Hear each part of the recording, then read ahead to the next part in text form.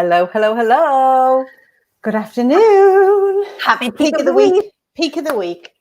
It used to be hump day in our corporate lives. We don't do hump days anymore. We do peak of the week. Yeah. And we are delighted to be here with a little bit of Donna and Cheryl TV, spreading even more sunshine, even more warmth and joy into your day. And today we're going to be talking around life lessons and life strategies, all about helping you move forward, improve, empower you with your relationship boundaries, which is always a hot topic. Always. Yeah. We spend a lot of time talking about this, don't we? Because with relationships, it kind of falls into two or three topics. Your family, like your mom, your siblings, your kids, and also friends. We talk to a lot of clients around boundaries or lack of with friends. And then the other thing is like your partner, isn't it? Your husband, your wife, whatever it is. Yeah, intimate relationships. The intimate relationships, yes. So we talked yesterday about work boundaries, but yes, we want to move over. We're going to go there. I think, I was just going to say, I think I want to say personal relationship boundaries are harder. Well, that's probably not the right thing to say, but there's so much.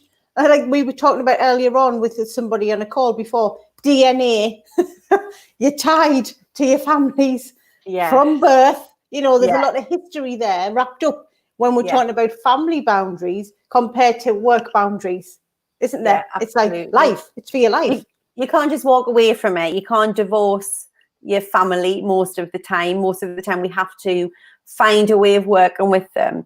And I guess the way I want us to look at this today is the way Cheryl and I think of it is, these are your greatest assignments in life. Your relationships, the ones that press your buttons the hardest, the ones that see the big red button and keep pressing it, that's probably quite rude, are the relationships that you will learn the most about yourself through, you will have the most breakdowns through, and you'll have the most breakthroughs with, because they are really big tests of your boundaries, they're really big tests of your character, and they're really big tests around your authenticity and whether or not you're really prepared to live into your values, even when it's really super uncomfortable for other people. Absolutely. And, you know, like with values, just because you're a family member, whether it's your sibling or your parents or your sister or brothers, I know that like some of my core values that I live by are different to my brothers and they're different to my mum's. Like even though we're all brought up in the same household. Same house, yeah. You know, and similarly for you with your sibling, you know, like we have different values. So then when boundaries comes in, when we like feel out of kilter or we're behaving in a certain way or in a situation that doesn't feel comfortable to us, values are a lot that's running underneath the surface, aren't they? When we have a disagreement or I don't know, we just don't feel we're able to be our authentic selves sometimes in certain situations. Yeah, absolutely. Because it just doesn't feel right because the boundaries are that the communication isn't open. Yeah. And I've had this within my family where the communication was the issue, which then led to not feeling able to feel authentic, to be myself, which then led to having really weak boundaries because I didn't have the assertiveness, which we'll talk about tomorrow, to communicate how I was feeling. So it's just like a cycle that you go in. It was even a step back from that though, Cheryl, wasn't it? It's more than that because it's the beliefs that you form that create the communication. Yeah. The communication was based on a set of perceptions and a set of beliefs, which actually, when the mirror was held up and the conversations are had, that's sometimes not the case. And I think that's why it's hardest with our families, because it's the biggest challenge, because your beliefs are quite ingrained and we don't often always talk about the stuff that matters because we assume that we know. In work, you have appraisals, you have official sit-downs, you have official threshing out sessions and one-to-ones. You don't really get that with your family, do you? You just take it as read. You all know the story. But unfortunately, sometimes you're reading from different storybooks. And if I think like in work, like boundaries was never really a thing for me in work, like because I was always not always, but once I knew who I was, then I was authentic. Whereas still, like into like my 40s, I wasn't being like that in a family relationship until I did sit down and have the conversation, and then got on an even keel. But it was the boundaries thing that really, you know, we talk all the time, don't we, Donna? But it was That like was the the boundaries, symptom, wasn't it? the breaking Yeah. point of actually this situation, this communication, these boundaries, something has to change. That's the symptom that you see from the underlying, the rough foundations not being right in the relationship. And what I'd love to know from you guys, if you're watching today, like, what's your view? So do you find familial or intimate, boundaries more difficult than, say, work ones? What's your take on it? Or is it the opposite for you? And within your sort of group of family, friends, intimate partner, which of those do you find the most challenging to keep boundaries and retain boundaries and talk about boundaries with?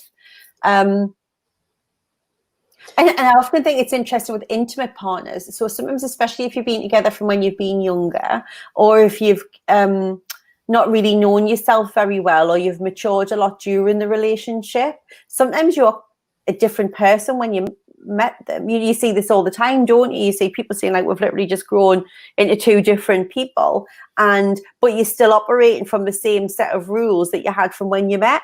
And sometimes you've got to move the rules and move the boundaries that go with it for you to have a really happy, healthy relationship, rather than keep doing the stuff you always did when fundamentally you've changed as people.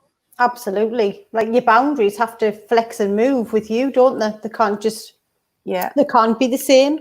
And like, another thing just with families, a lot of the time we do this whole thing, don't we? Or I'll just go along with it, or I'll just do this, even though it's putting us out of kilter, it's making us feel uncomfortable.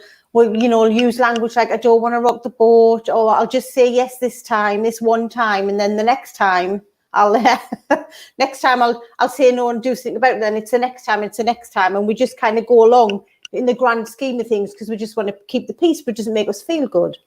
Yeah, no, absolutely. Thomas, you're saying sibling relationships as well. Yeah, they can be really challenging, because I think as well, the things with families is that there can be conflict, because it's not like work where people will bite their tongue or, be more politically correct about what's being said. When it's within our family, sometimes it's no holds barred, and people can just think that they can say what they like, because we're family and it's allowed.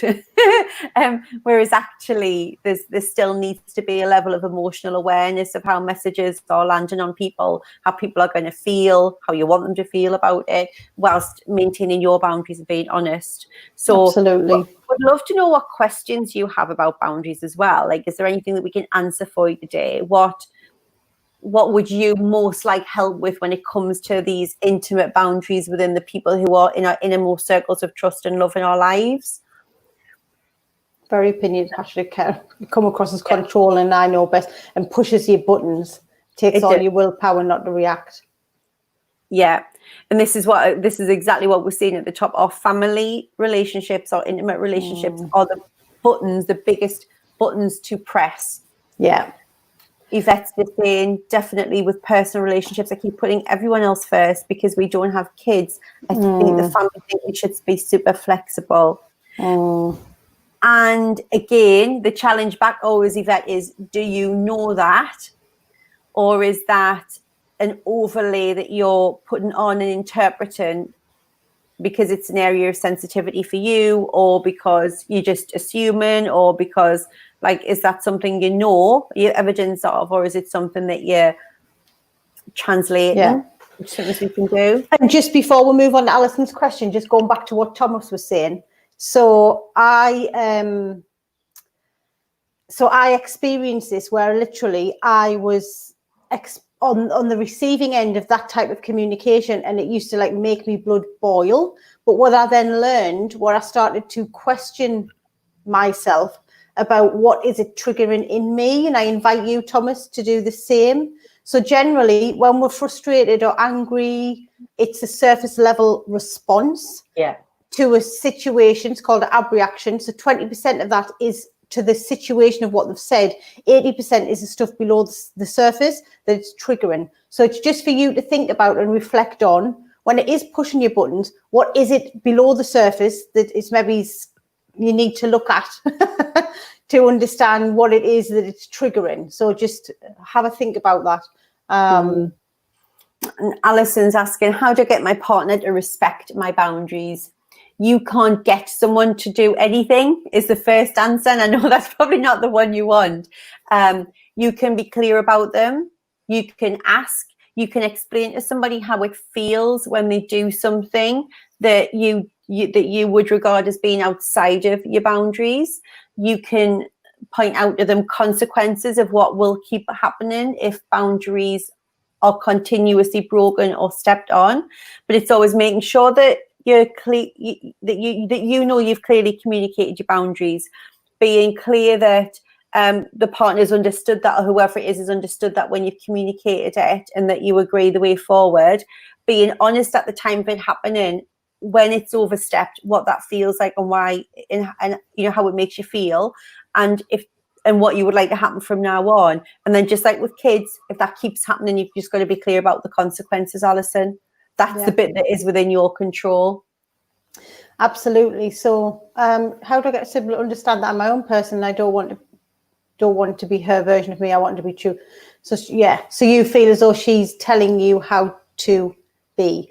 And I think it's just around, and it's a bit like what Yvette's saying no and disagreeing with someone if we have opposite views. It's just about just explaining, like, this is where I'm coming from, and this is how I feel when you act or say whatever it is. This is how it makes me feel, and this is where I'm coming from. Remember, we all have different models of the world. They're in their model of the world, you're in yours. So the more you can step out of yours into theirs and understand where they're coming from, and actually be able to articulate yourself, because you're on a higher level of emotional intelligence here, to articulate from your map of the world how it makes you feel, what you're observing. It doesn't really matter whether one's right or wrong, because I have my model of world and my opinion and beliefs and values, and somebody else has theirs. So we don't have to agree on them. So it's just being clear around, this is how I feel, this is my view, and you've got your view, and that's okay. We don't have to both have the same view. Like, it's nobody's right or wrong.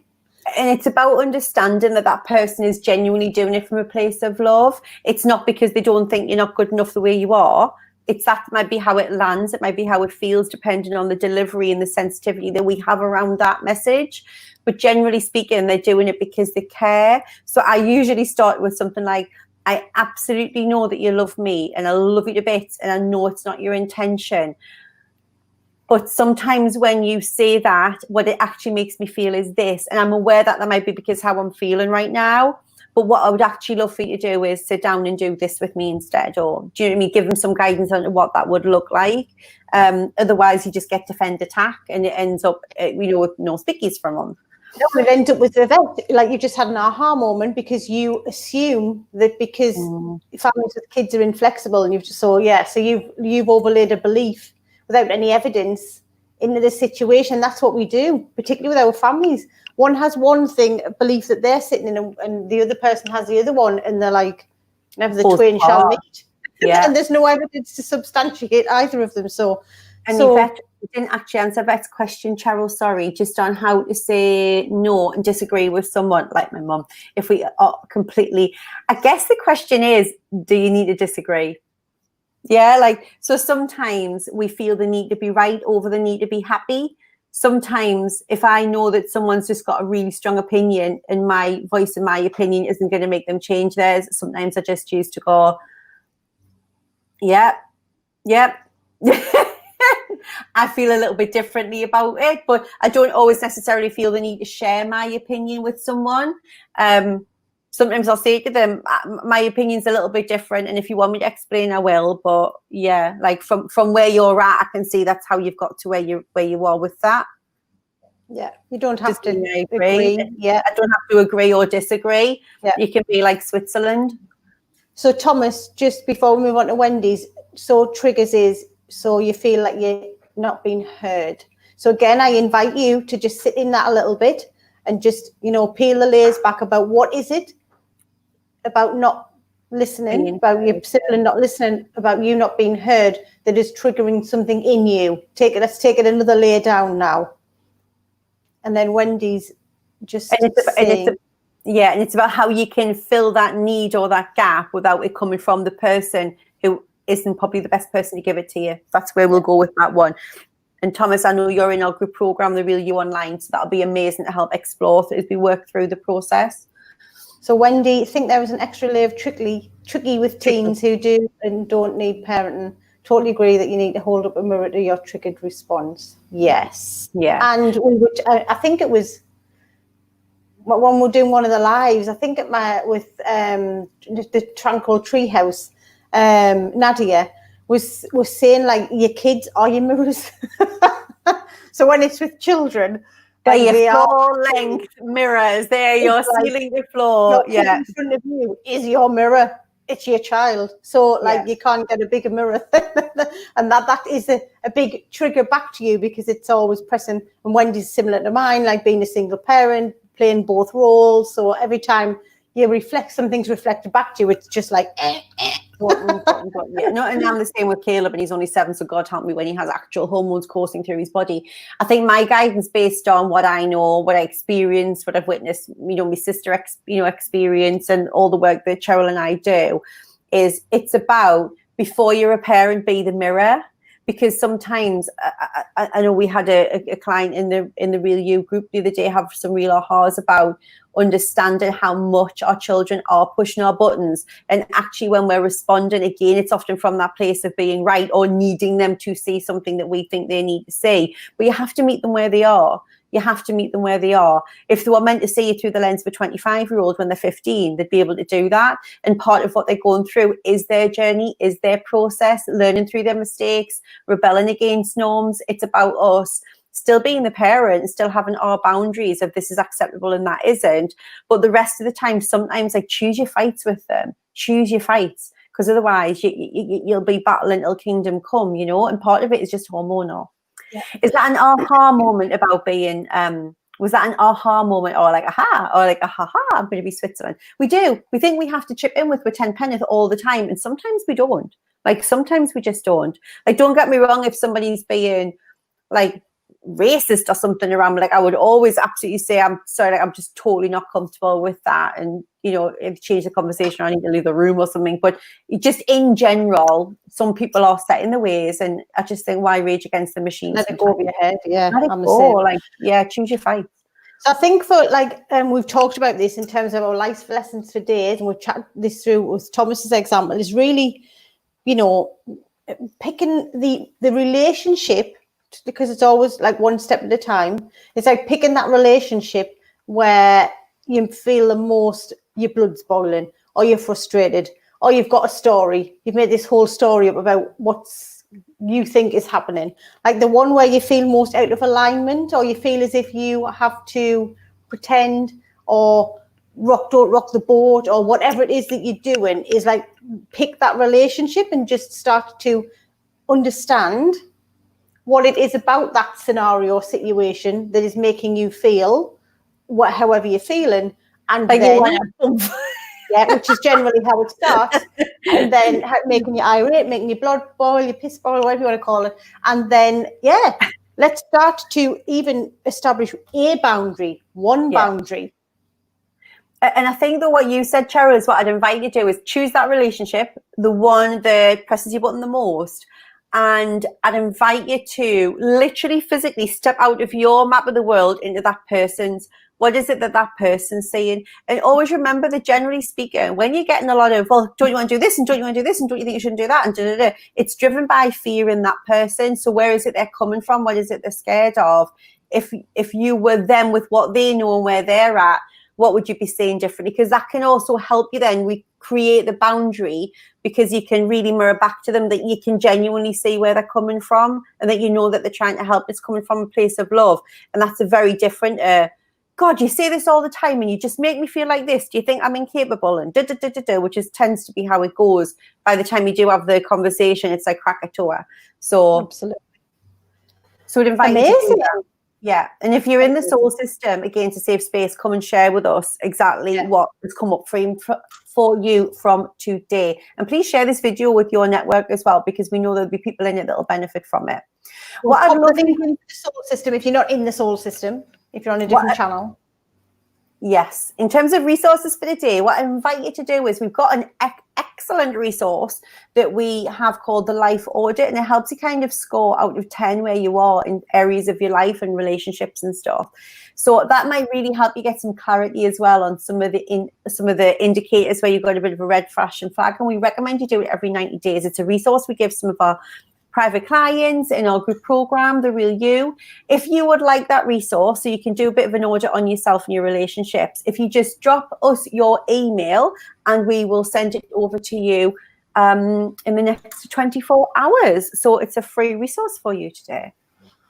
Absolutely. So fabulous. Tomorrow we're going to be talking about assertiveness. So if this week when we talked about boundaries, work boundaries, personal boundaries, you're thinking, oh God, I still don't know what to do. Join us tomorrow. We're going to share a bit of the how you do it. 12:30 tomorrow. See you there. Brilliant week of the week. Bye. Bye.